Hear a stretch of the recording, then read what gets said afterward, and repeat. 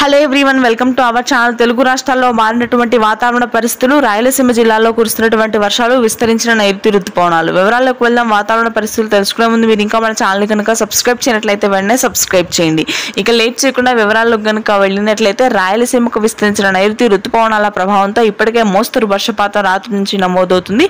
ముఖ్యంగా తిరుపతి, చిత్తూరు, కర్నూలు, అనంతపురం ప్రాంతాల్లో మోస్తరు నుంచి భారీ వర్షపాతం నమోదవుతుంది. రానున్నటువంటి 2 రోజుల పాటు నెల్లూరు, ప్రకాశం జిల్లాలో కూడా వర్షాలు కురవనున్నాయి. అయితే ప్రస్తుతానికి ఉపరితల ఆవర్తన ద్రోణి కూడా బంగాళాఖాతంలో ఏర్పడడంతో విశాఖ, విజయనగరం, విశాఖపట్నం ప్రాంతాల్లో ఈ రోజు రాత్రికి భారీ వర్షాలు కురుస్తాయని వాతావరణ కేంద్రం వెల్లడించింది. ఇక తెలంగాణ వాతావరణాన్ని కనుక గమనించినట్లయితే దక్షిణ తెలంగాణ ప్రాంతాల్లో మాత్రం వర్షాలుంటాయి.